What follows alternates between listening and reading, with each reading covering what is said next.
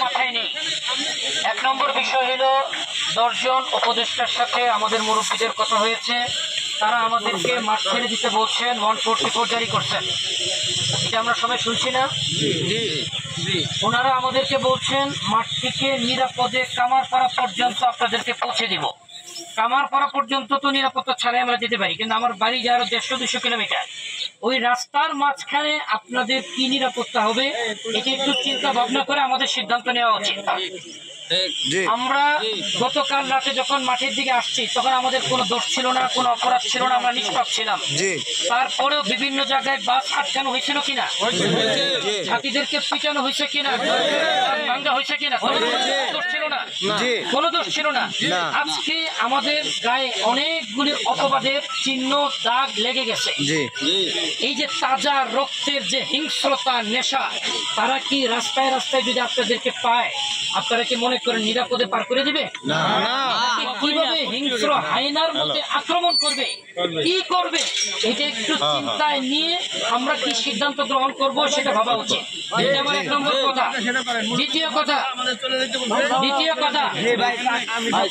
কথা, এইবার যদি আমরা মাঠ ছেড়ে দেই, আপনি টঙ্গী, বেস্তমার ময়দান, কাকরাইল মসজিদ, ইজতেমা এবং জোট, এই নামগুলি আর কোনোদিন নিতে পারবেন কিনা সেটা একটু চিন্তা করে সিদ্ধান্ত নিয়ে।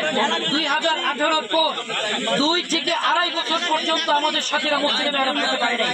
এটা কি আপনারা জানেন? ২.৫ বছর পর্যন্ত বাসা থেকে বেরোতে পারে নাই। কারণ কি? কারণ বাইর হইলেই তারা পলিটিক্যাল কথা বলে আক্রমণ করে।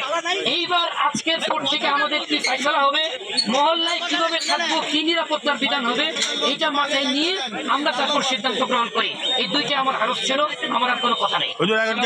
আমাদের কি বের হইতে মানা করছে? গেট কি আটকে রাখতে? না, উনি বলছে উনি আপনার এই উদ্দেশ্যে নিয়ে হুজুর, উনি আপনার এই উদ্দেশ্যে নিয়ে আসছে যে উনি আপনি বললে গেট খুলে দিন। না, গেটে পাহারা না, উনি তো আপনার দেখাইতেছে। না, উনি বলতেছে আপনি বন্ধ করতে বলছেন। না, উনি বলতেছে তো সেটা খোলেন ভাই।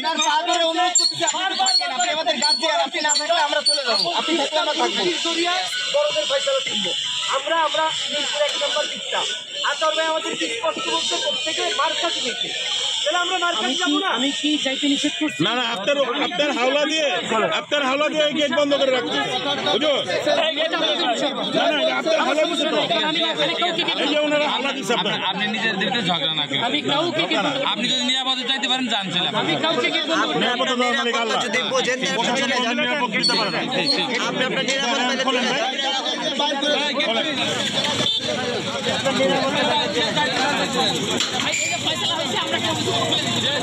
এই ফয়সালা পর্যন্ত অপেক্ষা।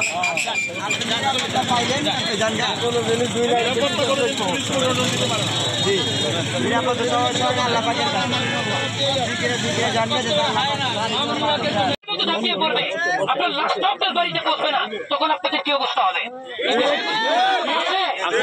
এই বিষয়গুলি কি বুঝতে পারতেছেন? কেউ আসেনি এরকম নিরাপদে যেতে পারবেন না। এই বিষয়টা নিয়ে আপনারা জরুরি ভাবে আপনাদের মুরব্বীদের সাথে কথা বলেন, যাদের নির্দেশে বের হচ্ছেন আর মৃত্যুর মুখে পা বাড়াচ্ছেন, তাদের সাথে কথা বলে কি সিদ্ধান্ত করা উচিত সেই সিদ্ধান্ত গ্রহণ করুন। এটি আপনাদের নিকট আমার আরজ। জাযাকুমুল্লাহ খাইরান। আসসালামু আলাইকুম ওয়া রাহমাতুল্লাহ।